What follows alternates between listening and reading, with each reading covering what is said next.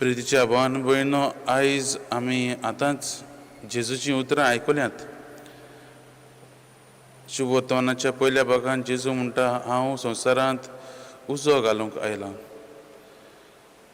आनी आमी पळयत जाल्यार आदल्या कोरांतूय उज्याक जुद्यां मदें जायतो म्हत्व आसा.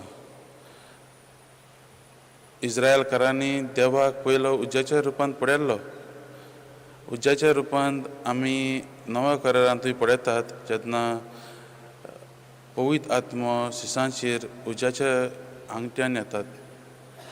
आनी तेच परीन जायते उज्याचे जायत्यो म्हत्व आसा तें आमकां आयज दाखयता. आनी आमी उजो हें उतर आयकल्यार आमच्या मनांत दुसरें चिंतना येता आसतलें, कित्याक उजो सगळें इबाड करता, सगळें लासून उडयता आनी सगळें सत्यानाश करता. पूण मोगाच्या भावान भयणो, जेजू आयज आमकां सांगूंक सोदता की तो आमच्या भावार्थाचो उजो, आत्मीक जिवीत आमचें बदलूंक, आमचो भावार्थाचो उजो पेटोवंक तो आयला. आनी होच उजो आमी दुसऱ्यांक दिवंक, हे उज्याचो प्रकाश आमकां दुसऱ्यांक दिवंक तो आयज ह्या शुभ वर्तमानांतल्यान सांगता.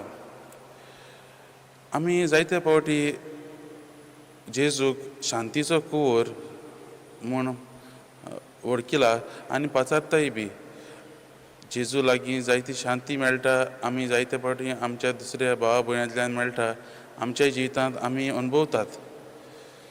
आनी हालींच्या दिसांनी जेन्ना आमी वाचलोलें, जेन्ना जेजू ताच्या शिसांक दोगा जाणांक गांवांनी मिसांवांक धाडटा, तेन्ना खंयच्याय घराब्यांत भितर सर म्हणटा तेन्ना तो तांकां शांती आसूं, त्या घरा शांती आसूं जाय म्हूण सांगता.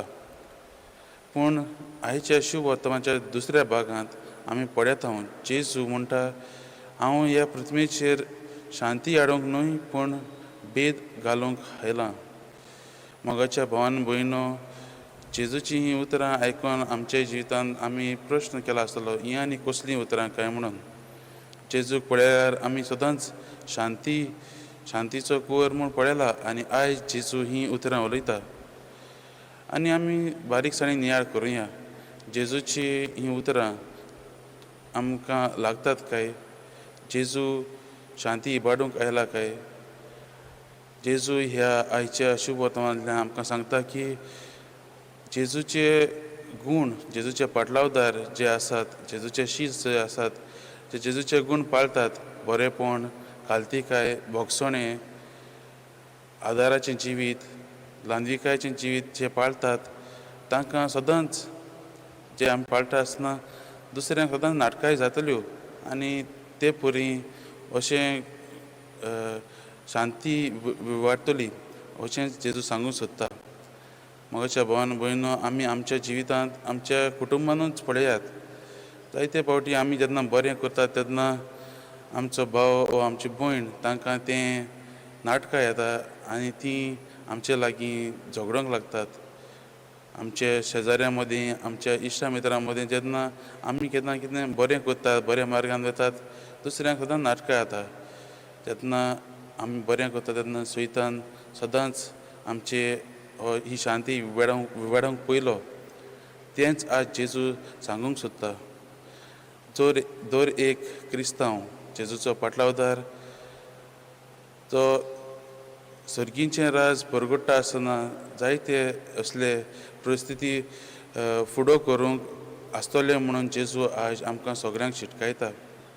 तर मोगाच्या भावान भयणो, आयच्या दिसा आमी ह्या शुभ वर्तमानाचें नियाळ करता आसतना आनी आमी मागण्यांत बसता आसतना आमी असले परिस्थितीन पडटा तेन्ना आमी आमचो भावार्थ कालार उडोवंक न्हय, पूण आमचो भावार्थ आनीक गोड करूंक देवा लागीं कृपा मागुया आनी जेजूचेरूच आदारून, जेजूचेरूच पातयेवून आमी आमच्या जिवितांत मुखार वचुया आनी हो आमचो भावार्थाचो उजो पेटोवन दुसऱ्यांकूय